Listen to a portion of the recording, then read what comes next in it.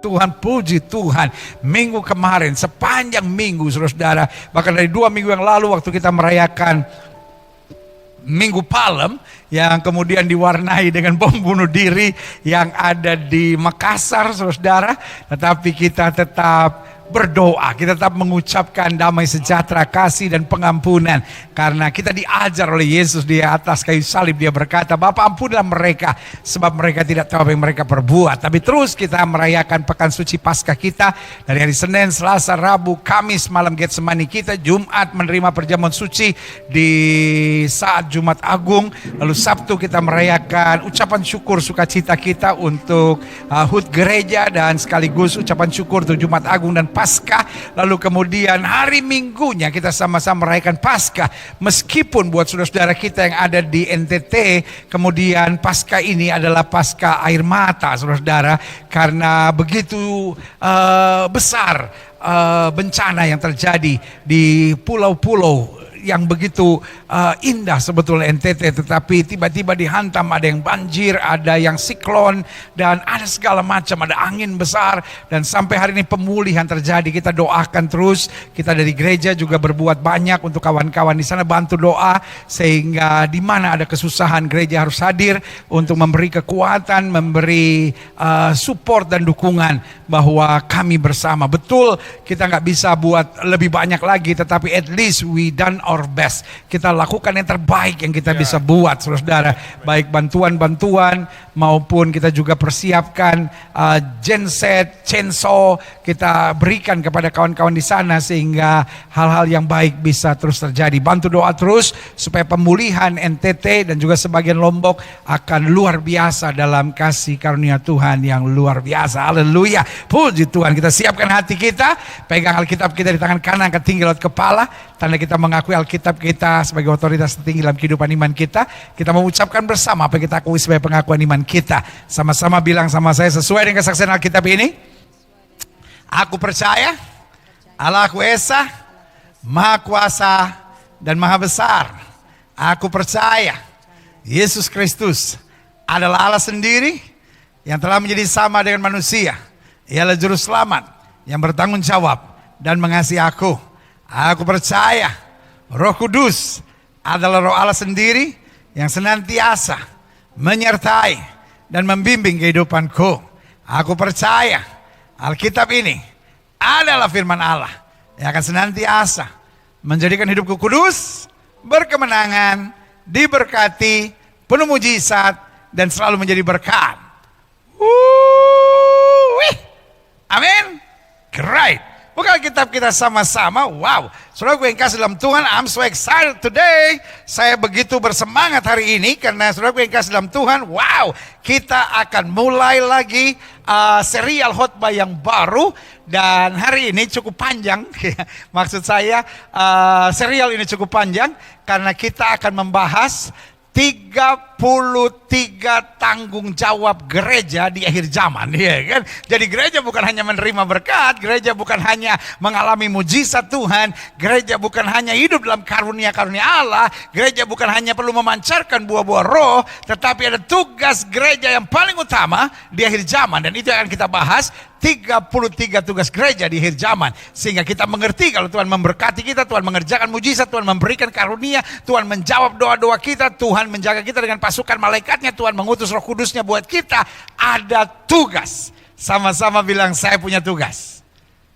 Kurang mantap. Kan saya tadi udah bilang bahwa ibadah ini kan ibadah interaktif saudara, ya kan. Jadi meskipun saudara di rumah masing-masing, saya mau hadir di rumah saudara melalui tayangan ini, ibadah ini, dan kita saling menyapa dalam terang kasih Tuhan, dan kita saling mengimani karena apa saja yang kita ucapkan, kalau kita tidak bimbang tapi percaya, itu akan terjadi. Sama-sama bilang, saya punya tugas. Ayo sama-sama bilang, saya punya tugas. Jadi setiap kali saudara sedang lemah karena berbagai tantangan, ingat, saya harus kuat karena saya punya tugas.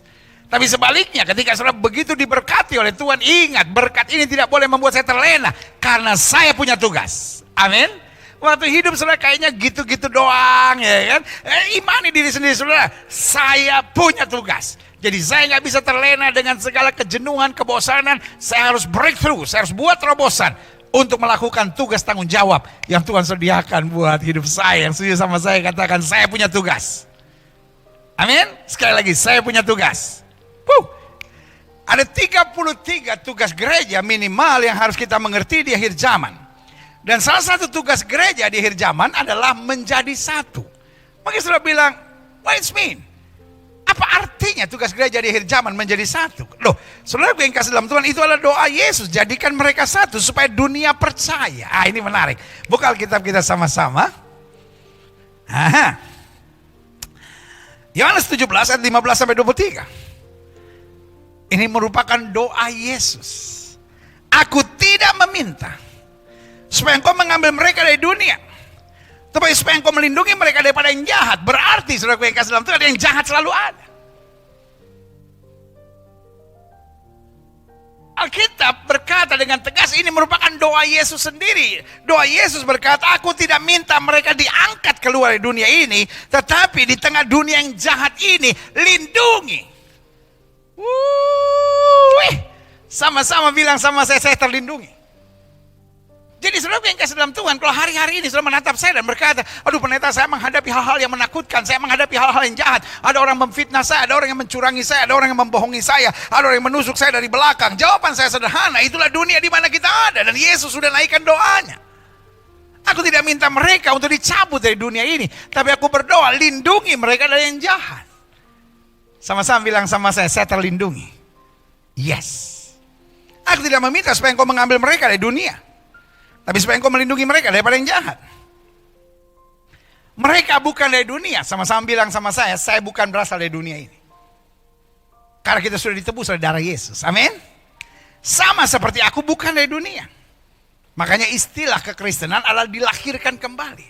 Manusia lama kita mati, sekarang kita hidup. Tapi bukan lagi kita yang hidup, tapi Kristus yang hidup. Kita bukan lagi hidup dari darah dan daging, tapi dari roh dan firman Tuhan yang sejak katakan, saya siap. Coba lihat selanjutnya. Kuduskan mereka dalam kebenaran, dan firman-Mu adalah kebenaran. Makanya Alkitab bilang, kalau kamu tahu kebenaran itu akan memerdekakan kita. Sehingga kita nggak perlu tertekan lagi. Tapi kita tahu selama kita tidak miring ke kiri maupun miring ke kanan, hidup kita diberkati. Kita nggak turun tapi naik, tidak menjadi ekor tapi menjadi kepala. Yang setuju katakan amin. Ayo kita lihat selanjutnya. Sama seperti engkau telah mengutus aku dalam dunia, demikian pula aku telah mengutus mereka ke dalam dunia. Dan Yesus jelas bilang, aku mengutus kamu seperti anak domba ke tengah serigala. Kita lihat selanjutnya, klik. Dan aku menguduskan diriku bagi mereka supaya mereka pun dikuduskan dalam kebenaran. Makanya Alkitab bilang apa? Kalau kamu tinggal dalam aku dan firmanku tinggal dalam kamu, kebenaran itu tinggal dalam kamu, minta apa saja maka aku akan menyediakannya. Amin. Ayat 20. Dan bukan untuk mereka ini saja aku berdoa, tapi juga untuk orang-orang yang percaya kepadaku oleh pemberitaan mereka. Jadi gini, Yesus memilih kita, lalu kemudian kita harus pergi beritakan Injilnya. Nah, bukan hanya kita yang perlu menjadi satu, bukan hanya kita yang perlu hidup dalam kemuliaan, bukan hanya kita yang dikuduskan dalam kebenaran, tapi mereka yang percaya pada pemberitaan firman yang melalui kita disampaikan, mereka juga akan menerima anugerah yang sama. Kita lihat selanjutnya, haleluya, wow. Supaya mereka semua menjadi satu. Sama seperti engkau ya Bapa dalam aku dan aku dalam engkau, agar mereka juga di dalam kita. Supaya dunia percaya bahwa engkau yang telah mengutus aku. Berarti saudaraku yang kasih dalam Tuhan, menjadi satu adalah kehendak Tuhan, adalah perintah Tuhan, adalah tugas gereja. Karena dengan menjadi satu ada pencapaian, ada target yang Tuhan inginkan. Kita perlu menjadi satu, dan menjadi satu bukan tujuan akhir, tapi menjadi satu adalah target untuk supaya kita diarahkan menjadi saksi Tuhan dan dunia percaya, kata Alkitab. Sama-sama bilang sama saya, kesatuan adalah kehendak Tuhan. Ayo sekali lagi sama-sama bilang sama saya, kesatuan adalah kehendak Tuhan. Sama-sama sekali lagi bilang sama saya, kesatuan adalah kehendak Tuhan. Kita lihat selanjutnya. Dan aku telah memberikan kepada mereka kemuliaan yang kau berikan kepadaku, supaya mereka menjadi satu sama seperti kita adalah satu. Jadi kemuliaan yang kita dapat bukan untuk kesombongan, kemuliaan yang kita dapat bukan untuk membuat kita berkompetisi, tapi Tuhan berikan kemuliaan, dan kalau di dalam diri kita ada kemuliaan, maka kerinduan kita untuk menjadi satu. Kerinduan kita membawa damai, dan kalau kita lihat ada kekurangan, kita bantu. Kita lihat ada kesalahan, kita tolong. Kita lihat ada yang jatuh, kita angkat. Karena kemuliaan itu tidak membuat kita egois. Kemuliaan itu tidak membuat kita mencari nama. Kemuliaan itu tidak membuat kita berjuang untuk menang sendiri. Kemuliaan itu bukan berarti kita mau mencari kehebatan diri kita sendiri, tapi kemuliaan itu membuat kita mengerti kehendak Tuhan, sehingga kita punya segala kapasitas untuk kita bergandengan tangan dan bersatu.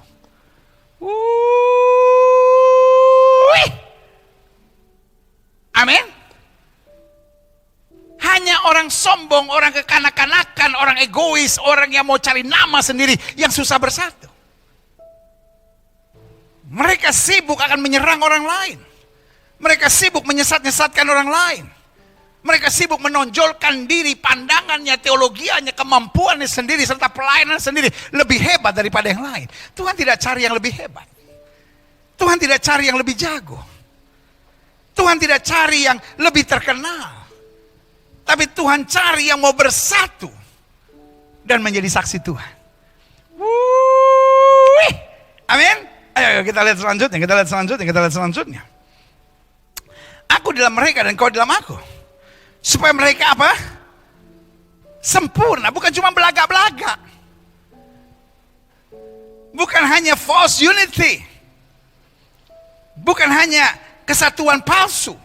Yang di depannya kelihatan bersatu, tapi di belakangnya saling ngomong aja, itu nggak bener. Itu nggak beres. Kalau menurut gue sesat, masuk neraka dia. Ini yang saya sebut false unity. Tetapi yang Tuhan mau, mereka sempurna menjadi satu, agar dunia tahu bahwa Engkau yang telah mengutus aku, dan bahwa Engkau mengasihi mereka sama seperti Engkau mengasihi aku. Klik. Nah, dalam pendahuluan saya tekankan begini. Suka atau tidak suka, sadar atau tidak sadar, kita mau menerima atau kita mau menolak, tetapi harus kita akui sebagai gereja Tuhan, kita sedang berada di akhir zaman. Amin. Klik. Jadi ingat ya, suka atau tidak suka, siap atau tidak siap, mau atau tidak mau, tapi kita sedang berada di akhir zaman. Ketika kita bicara akhir zaman, sebagian kita berkata, para pendeta ini ngomong akhir zaman, mana kata Yesus mau datang, mana? Buktinya nggak datang, dia lupa alamatnya kah? Ada banyak orang mengejek tentang akhir zaman dan kedatangan Yesus. Tapi perlu kita ketahui dari kalender gereja, ketika kita bicara akhir zaman, itu berarti dari masa Pentakosta. Karena ada masa Bapa, ada masa anak, ya kan? Masa Bapa sampai Yesus lahir,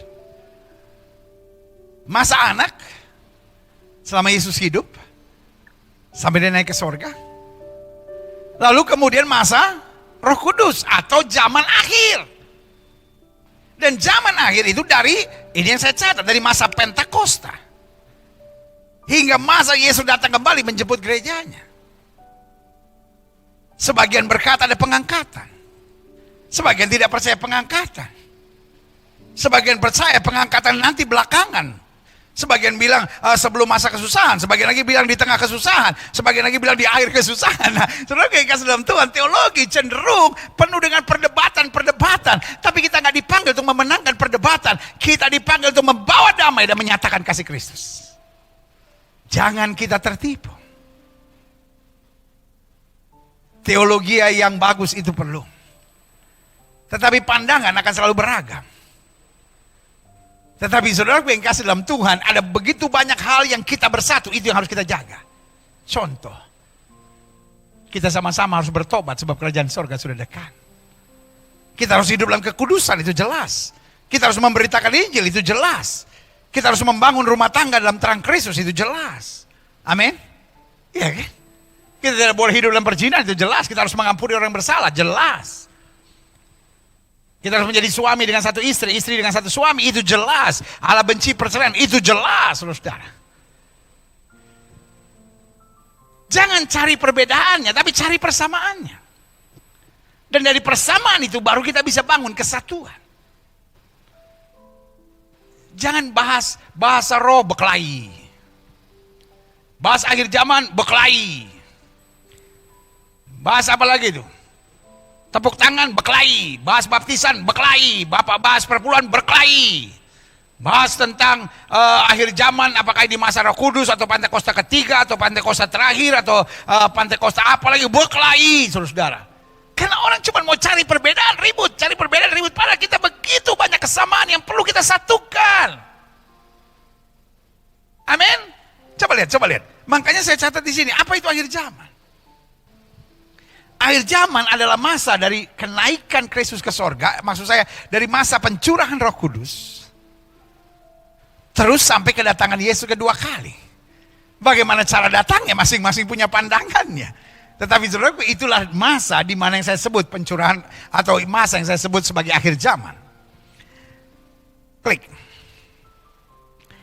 Adapun keadaan akhir zaman bagi gereja, ya kan, bukan sekedar bagi dunia, tapi bagi gereja. Karena bagi dunia kita bilang akan ada gempa bumi, akan ada bangsa saling membenci bangsa, akan ada peperangan, ya kan, manusia akan menghadapi masa-masa yang sukar, itu jelas. Tapi bagi gereja, klik.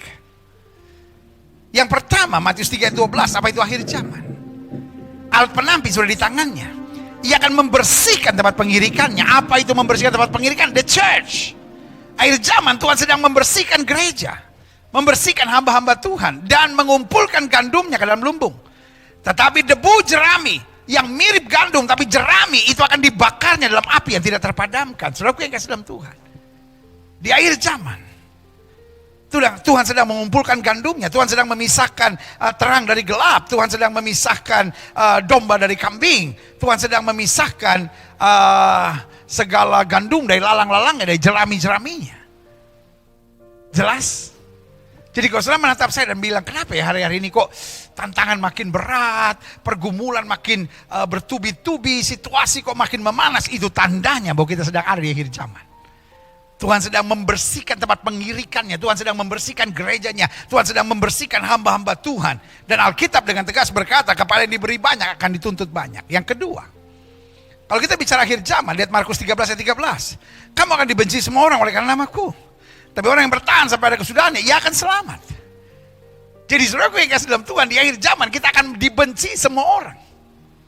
Jangan heran kalau ada bom bunuh diri lah, ada hambatan-hambatan karir buat orang Kristen lah, ada tekanan-tekanan yang menyakitkan bagi anak-anak Tuhan. It's okay. Tugas kita bukan menjual kesedihan, tugas kita bukan self pity, tugas kita bukan playing victim. Hari-hari ini saya nggak tahu kenapa, tapi dunia manusia-manusia yang sedang penuh dengan playing victim. Coba kita lihat, apa itu namanya? Ajang-ajang pencarian bakat. Pemenangnya biasanya yang bisa nangis di kamera, saya tadinya orang susah, bapak saya jual onta. Pokoknya dia jual kesusahan. Sebenarnya gue kasih dalam Tuhan, kita berdoa buat orang-orang yang sedang susah, tapi jangan jual kesusahan. Ada banyak orang untuk mencari simpati netizen, supaya kelihatan dapat dukungan. Waduh, banyak konten-konten hari-hari ini, sorry untuk bilang, isinya receh, saudara-saudara. Kenapa receh? Karena orang kalau mau cari simpati, orang kalau mau cari dukungan, maka apa yang terjadi? Dia akan menjual kesusahannya. Dia akan playing victim. Tapi sebagai hamba Allah, saya hanya mau ingatkan buat saudara, Alkitab saya sudah menjelaskan. Klik. Kamu akan dibenci semua orang. Artinya, end times is a tough times. Akhir zaman adalah masa yang keras, akhir zaman adalah masa yang berat. Tapi jangan cengeng, orang yang bertahan sampai kesudahannya, orang yang tidak curhat-curhat sembarangan, orang yang tidak menjual-jual kesusahannya, orang yang tidak minta dikasihani dan mendapatkan simpati dari orang lain, tapi orang yang tetap bersandar pada Kristus dan dia tahu, selama saya tidak miring ke kiri maupun miring ke kanan, hidup saya pasti diberkati, karena air mata orang benar ditampung dalam kirbatnya Tuhan. Kalau kita menangis, kita tidak menangis di depan media. Kalau kita menangis, kita tidak menangis di depan manusia. Kalau kita menangis di bawah kaki Tuhan. Karena menangis di bawah kaki Tuhan, ada pertolongan, ada kemenangan, ada berkat, ada mujizat, ada kuasa kemuliaan Tuhan. Yang setuju katakan amin.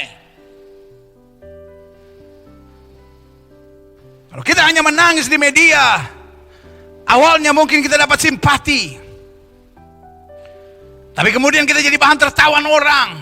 Masakan kau tidak malu menjual kesusahanmu kepada orang lain demi segala simpati manusia, demi dapat jempol yang ada di media-media sosial, saudara?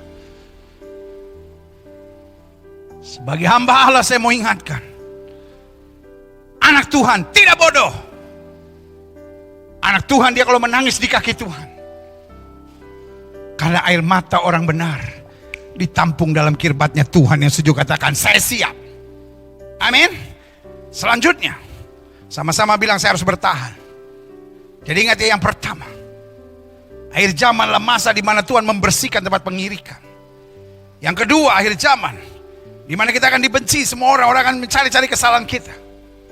Tapi jangan kita dibenci karena sombongnya kita. Jangan dibenci kita karena kita orangnya baperan. Jangan dibenci karena kita orangnya egois. Jangan dibenci karena kita penuh dengan kecurangan dan kebusukan dalam kehidupan ini. Tapi kalau kita dibenci karena kebenaran, tetap bertahan. Karena orang yang bertahan sampai kesudahan, itu akan beroleh selamatnya. Haleluya. Yang ketiga, apa akhir zaman buat gereja? 1 Petrus 4 ayat 17.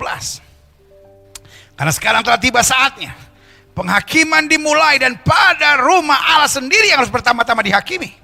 Dan jika penghakiman itu dimulai pada kita, bagaimanakah kesudahannya dengan mereka yang tidak percaya pada Injil Allah? Di akhir zaman, hamba-hamba Tuhan yang main-main, gereja-gereja Tuhan, orang-orang yang menyebut dirinya pelayan-pelayan Kristus, tapi yang pikirannya hanya duit, yang pikirannya hanya kesenangan, yang pikirannya hanya untuk besarnya nama, yang pikirnya hanya untuk hal-hal daging biasa, akan dimuntahkan oleh Tuhan. Karena Alkitab bilang penghakiman sudah dimulai. Dan dimulainya dari mana? Dari rumah Allah. Jangan kaget kalau hari-hari ini Tuhan sedang membersihkan hamba-hamba Tuhan. Jangan kaget kalau hari-hari ini Tuhan sedang memurnikan para pelayan-pelayan Tuhan. Tuhan sedang memurnikan gereja-gereja Tuhan. Kenapa? Karena Tuhan sedang mempersiapkan gerejanya berdiri sebagai mempelai Kristus, tak bercacat, tak bernoda di hadapannya. Klik selanjutnya. Jadi kita lihat ya apa yang terjadi di akhir zaman buat gereja Tuhan. Ibrani 12 ayat 26 sampai 28. Waktu itu suaranya menggoncangkan bumi. Tapi sekarang ia memberikan janji, satu kali lagi aku akan menggoncangkan bukan hanya bumi saja, melainkan langit juga. Ungkapan satu kali lagi menunjuk pada perubahan, pada apa yang dapat digoncangkan, karena ia dijadikan supaya tinggal tetap apa yang tidak tergoncangkan. Ayat 28, klik. Jadi karena kita menerima, haleluya, haleluya. What is a church? Apa itu gereja? Di dalam Injil Matius waktu Yesus berbicara kepada Petrus dikatakan, you are rock.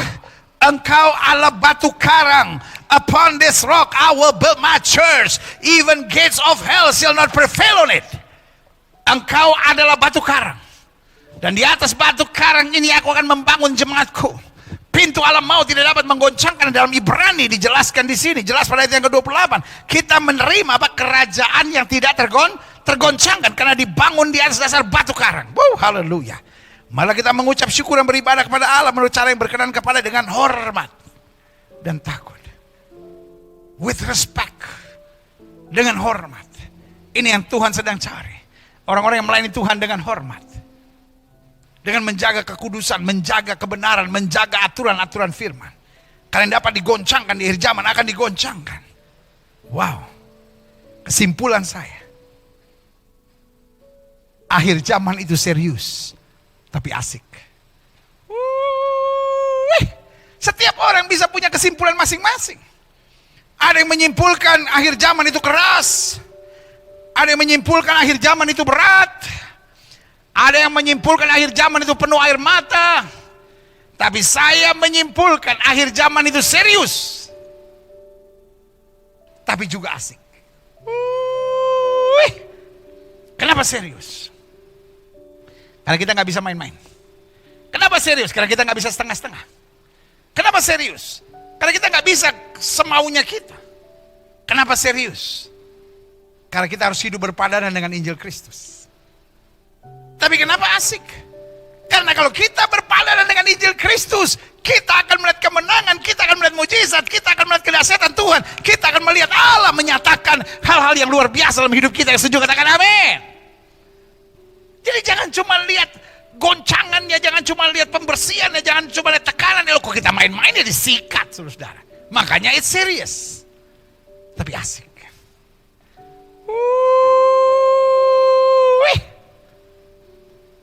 Makanya Alkitab jamin 1.000 akan rebah di sisi kirimu, 10.000 akan rebah di sisi kananmu, tapi itu tidak akan menimpamu. Makanya Alkitab jamin singa dan ular tedung akan kau langkahi, kau akan menginjak anak singa dan ular naga.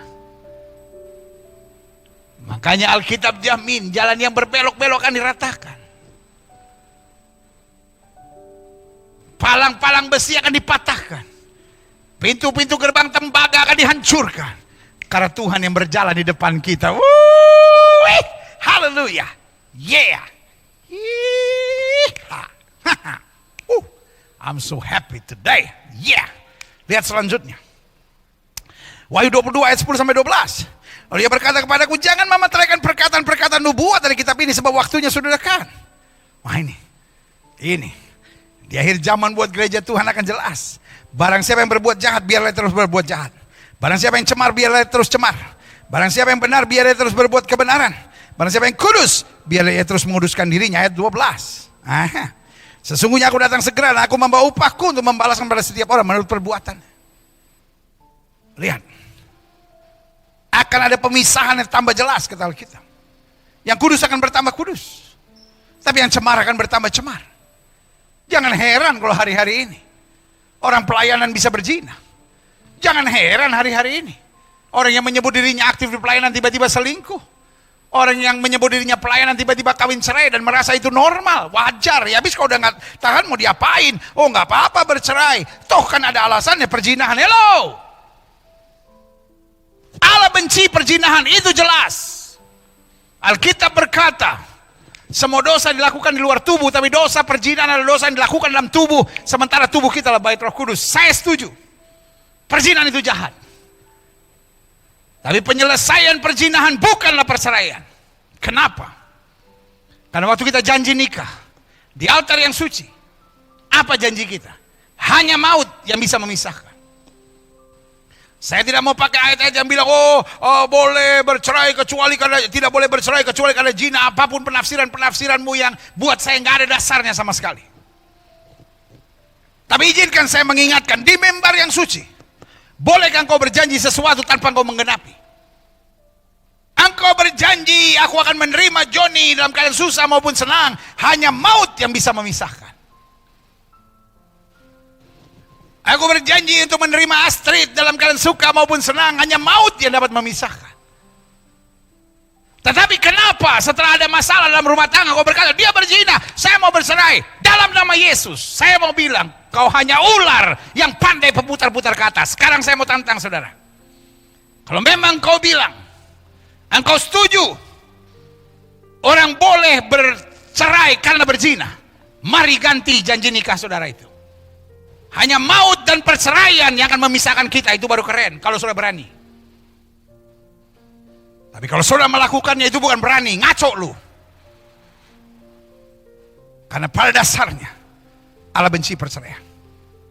Alkitab bilang ketegaran hatimu, kekerasan hatimu, kepala batumu yang mengakibatkannya. Sudah mau marah sama saya dengan berbagai dalil Alkitab, silahkan. Sudah mau marah sama saya dengan berbagai ayat-ayat Alkitab menyerang saya dan bilang saya bodoh, saya nggak ngerti Alkitab, saya tidak mengerti teologi, biarin.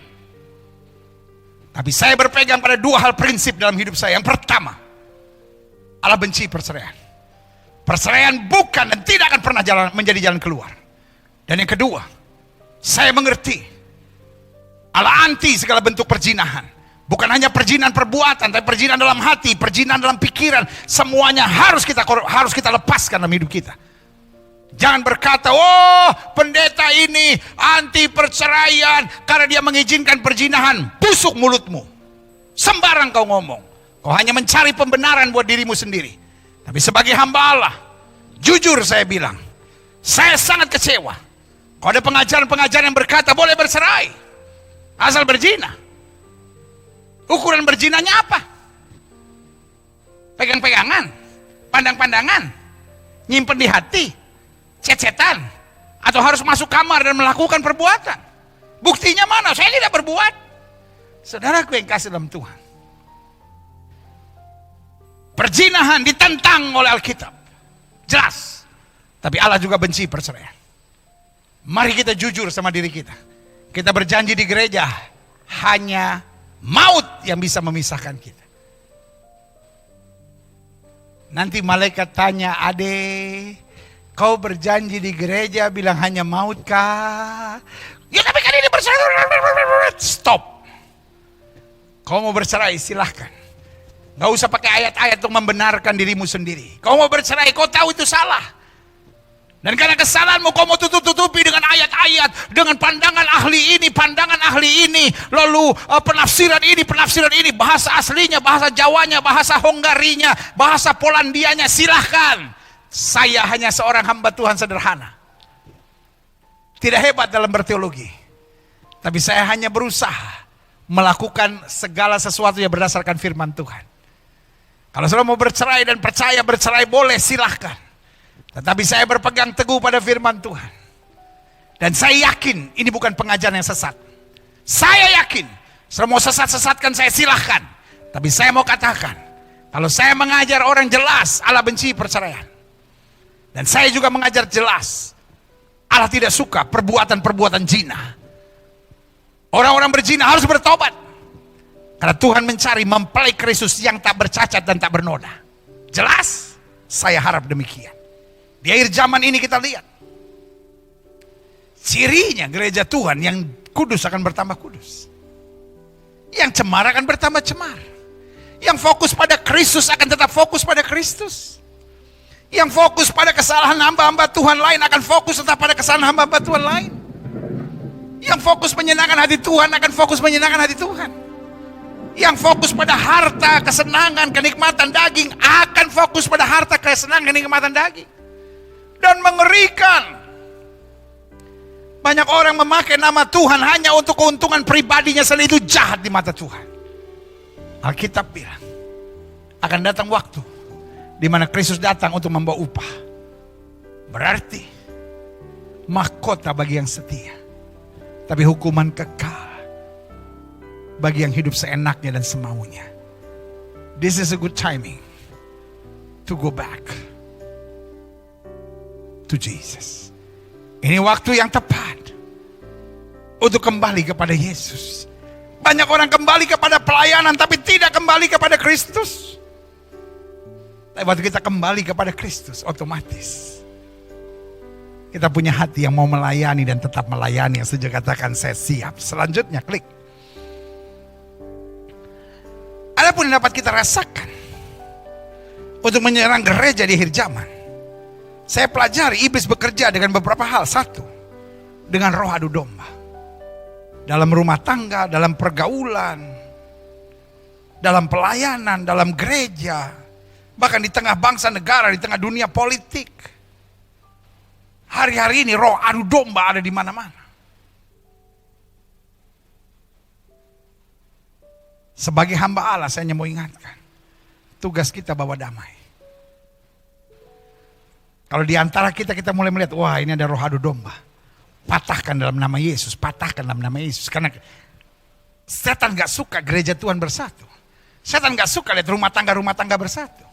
Setan gak suka lihat pelayanan-pelayanan bersatu. Setan gak suka lihat bangsa negara bersatu. Setan gak suka lihat rekan satu dengan rekan yang lain. Komunitas yang satu dengan komunitas yang lainnya bersatu. Setan gak suka. Karena itu apa yang terjadi? Roh adu domba dilepaskan di akhir zaman ini. Selanjutnya klik. Roh perpecahan. Jadi roh adu domba itu setan memakai orang-orang tertentu untuk jadi provokator. Oh, pernikahan seperti itu ngapain dipertahankan? Oh, kalau gue jadi lu mah gue tinggalin bini kayak gitu, gue tinggalin laki kayak begitu. Ya kan? Wah, hamba Tuhan kayak gitu kok masih mau melayani di situ. Waduh, udah gak beres. Lihat ya, rohnya roh adu domba. Dan dimulai dengan roh provokasi ini, roh adu domba. Penuaiannya bernama roh perpecahan. Rumah tangga bercerai. Terus pengajaran-pengajarannya wajar kalau bercerai. Kan ada alasannya. Memang disakiti kok. Memang dilukai kok. Memang berzina kok. Ya kan. Oh wajar lah keluar gereja memang udah gak bener kok. Oh memang begini kok. Ya kan. Jadi setelah roh adu domba, roh provokasi. Maka kemudian akibatnya atau penuaiannya bernama roh perpecahan. Ya kan? Selanjutnya roh persaingan. Setelah pecah akhirnya apa? Bersaing. Wah, Sesama profesi saling bersaing.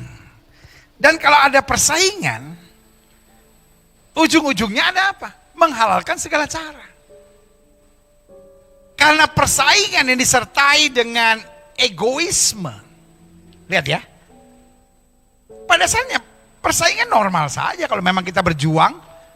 Tetapi kalau disertai dengan keegoisan dan kesombongan, ulang. Dengar ya. Kalau udah ada persaingan, lalu ada keegoisan dan kesombongan, jadi itu barang. Jadi kalau udah ada persaingan, ada keegoisan dan kesombongan, jadi itu barang, saudara. Manusia kelakuannya bisa kayak setan, saudara. Kayak setan. Saya sih ngomong apa ada aja ya kan. Yang pertama saya sendiri di sini, nggak ada jemaat, nggak ada apa. Iya kan. Tapi yang kedua saya juga mau ingatkan buat saudara, memang itu yang terjadi hari-hari ini. I'm not afraid. Saya nggak akan takut untuk ngomong kebenaran karena saya hamba Tuhan. Saya dipanggil Tuhan untuk menyatakan kebenaran. Dan saya pelajari.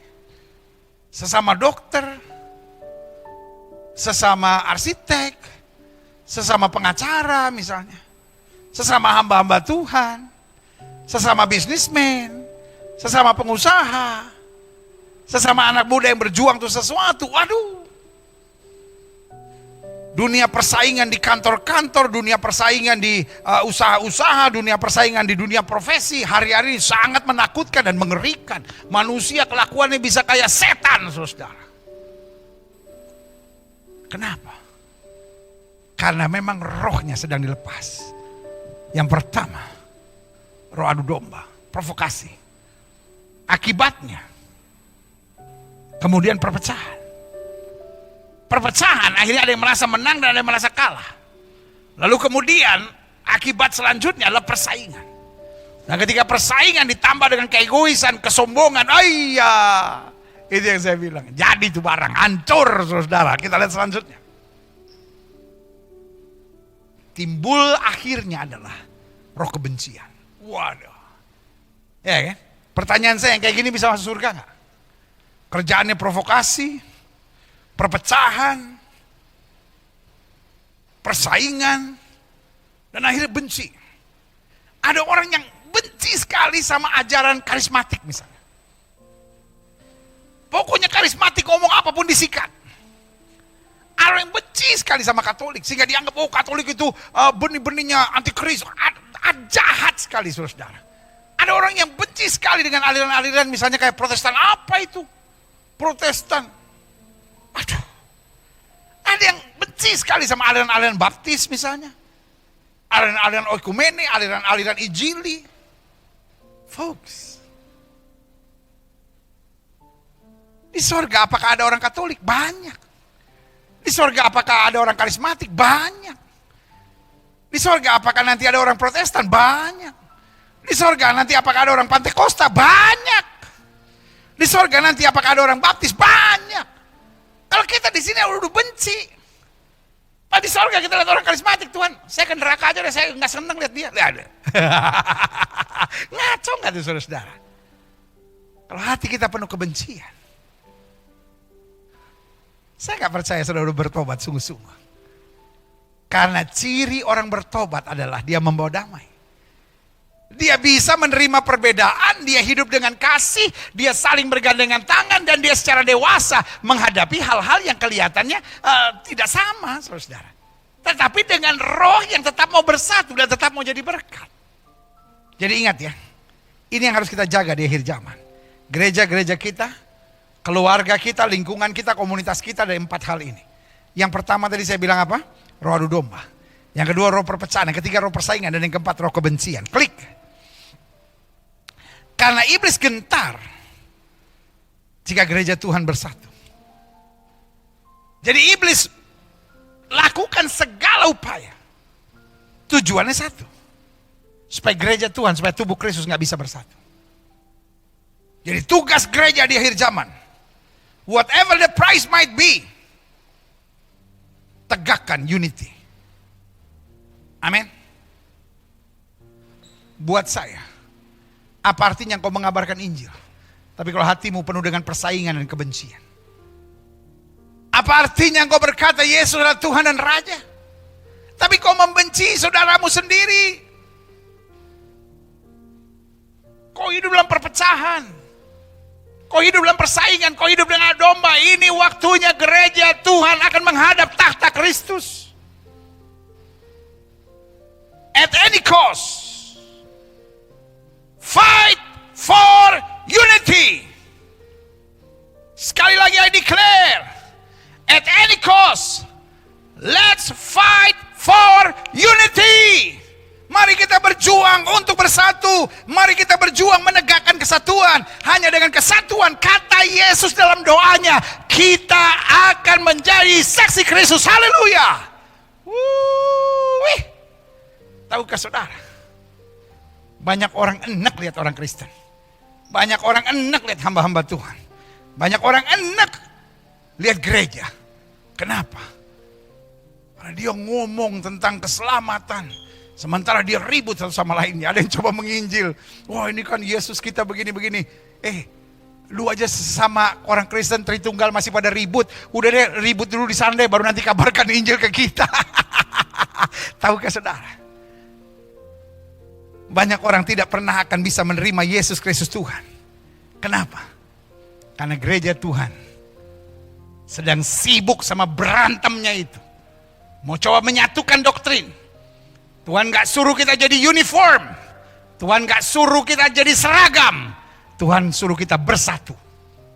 Apa bedanya unity sama uniform? Uniform artinya seragam. Semuanya sama. Bukan itu yang Tuhan cari.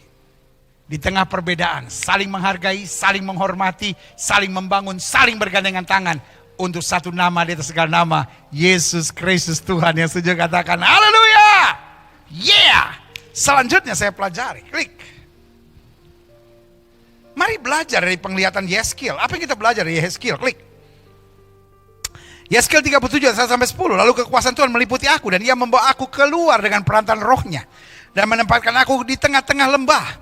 Dan lembah itu, perhatikan, penuh dengan apa? Tulang-tulang. Ya kan, tulang-tulang artinya apa? Kematian. Ia membawa aku melihat tulang-tulang itu berkeliling dan sungguh amat banyak bertaburan di lembah itu. Lihat, tulang-tulang itu amat kering. Lihat. Kalau gereja Tuhan sendiri-sendiri, ujungnya di hadapan Tuhan seperti apa? Tulang-tulang amat kering, bertaburan di lembah itu. Nggak ada gunanya, nggak ada artinya. Lihat selanjutnya. Lalu ia berfirman, hai anak manusia, dapatkah tulang-tulang itu dihidupkan kembali? Aku menjawab, ya Tuhan Allah, engkaulah yang mengetahuinya. Lalu firmannya kepadaku, bernubuatlah mengenai tulang-tulang ini dan katakan kepada hai tulang-tulang yang kering, dengarlah firman Tuhan. Ayat 5. Beginilah firman Tuhan Allah kepada tulang-tulang ini, aku memberi nafas hidup di dalammu supaya kamu hidup kembali. Aku akan memberi urat-urat kepadamu dan menumbuhkan daging padamu. Aku akan menutupi kamu dengan kulit dan memberikan kamu nafas hidup supaya kamu hidup kembali dan kamu akan mengetahui bahwa akulah Tuhan. Kapan tulang-tulang kering ini dapat hidup? Ketika bersatu. Ada nafas hidup, ada urat, ada daging. Semuanya ini tujuan untuk apa? Mempersatukan. Tulang-tulang ini gak jadi sama semua. Kan repot dong kalau semuanya tulang betis. Repot dong kalau semuanya tulang paha. Ya kan tulang paha lebih besar kan. Tapi repot. Bayangin gak? Nunjuknya gimana kalau tulangnya tulang paha? Sorry, ini gak asik. Ini gak asik, tapi saya bakal contoh ini. Terus keluarkan sesuatu dari hidung, iya kan? Kalau tulangnya tulang paha, tuh hidung dia pelobang sebesar apa, saudara, ya kan? Jadi saudara kasih dalam tulangnya beda-beda, ada yang kecil, ya kan? Ada yang tipis, ada yang besar, ada yang pipih, masing-masing tulangnya berbeda, tetapi ada tempatnya. Amin. Tubuh Kristus juga sama, berbeda-beda, tapi ada tempatnya. Tuhan tidak mencari keseragaman doktrin, keseragaman cara ibadah, keseragaman. No. Yang Tuhan cari adalah unity. Saya harap dengan sejuk Setelah kita merayakan Paskah, sambil kita mau menyambut perayaan kenaikan Kristus ke sorga, dan kita akan sama-sama menikmati hari pencurahan Roh Kudus, hari Pentakosta. Biarlah saat-saat ini kita berpikir ulang, apa tugas gereja di akhir zaman? Bukankah tugas kita tidak dipanggil untuk menyatukan doktrin, uniform, tapi kita dipanggil untuk unity in the body of Christ, dalam tubuh Kristus. Lihat selanjutnya. Lalu aku bernubuat seperti diperintahkan kepadaku. Dan segera sudah aku bernubuat kedengaran suara, sungguh suatu suara berderak-derak. Dan tulang itu bertemu satu sama lain. Saya percaya. Tapi sekaligus juga ini menjadi doa saya. Dan ini selalu menjadi warna berita-berita penginjilan yang saya sampaikan. Mari tubuh Kristus bersatu. Tinggalkan perbedaan di antara kita. Satukan yang memang kita kuat dalam kesatuan. Perbedaan nanti kita lihat, kalau ada kekurangan, ada kesalahan, mari kita saling bantu, kita diskusi, kita saling menopang, kita saling mengingatkan.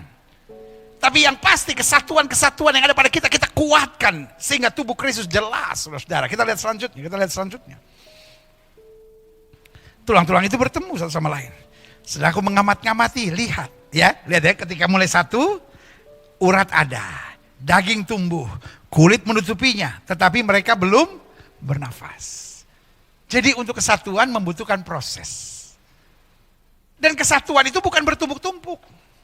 Lihat ya. Ini ada pergelangan. Ya kan? Bersatunya hanya di sini. Ininya kelihatan berbeda, tapi satu kesatuan yang tak terpisahkan. Ngerti nggak? Jadi kesatuan itu nggak harus semuanya sama. Nggak. Di titik ini kita menjadi satu, di titik ini menjadi satu. Dan masing-masing punya tugasnya. Kita lihat selanjutnya. Kita lihat, wah, I'm so blessed. Ayat 9, maka firman-Nya kepadaku, bernubuat kepada nafas hidup itu. Lihat ya, kalau udah bersatu, nafas hidup diperintahkan. Beginilah firman Tuhan, hai nafas hidup, datanglah dari 4 penjuru angin, berembuslah ke dalam orang-orang yang terbunuh ini supaya mereka hidup kembali. Saya mau garis bawahi kata itu, terbunuh. Jadi kenapa tulang-tulang kering itu berserakan? Karena terbunuh. Jelas ya, terbunuh karena menganggap doktrin segala-galanya. Terbunuh karena kesombongan, terbunuh karena badai, karena perpecahan, karena roh adu domba, karena ketidakmengertian kita tentang fungsi kesatuan tubuh Kristus. Kita pikir bersatu itu artinya seragam, saudara. Itu yang membuat kita terbunuh. Makanya Alkitab bilang, berembuslah ke dalam orang-orang yang terbunuh ini supaya mereka apa? Hidup kembali. Lalu aku bernubuat seperti diperintahkannya kepadaku. Dan nafas hidup itu masuk ke dalam mereka sehingga mereka hidup kembali. Wow, apa yang terjadi ketika gereja Tuhan bersatu? Seperti apa yang dilihat oleh Yeskiel di akhir zaman. Mereka menjejakkan kakinya. Suatu tentara yang sangat besar. Saudaraku. Saya melihat dalam iman saya. Even though it's hard today.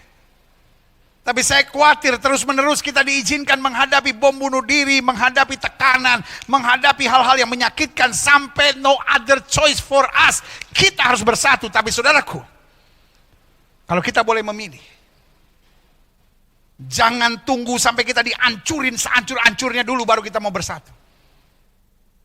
When is the best time to fight for unity? Kapan waktu yang terbaik untuk berjuang untuk kesatuan? Now! Sekarang waktunya.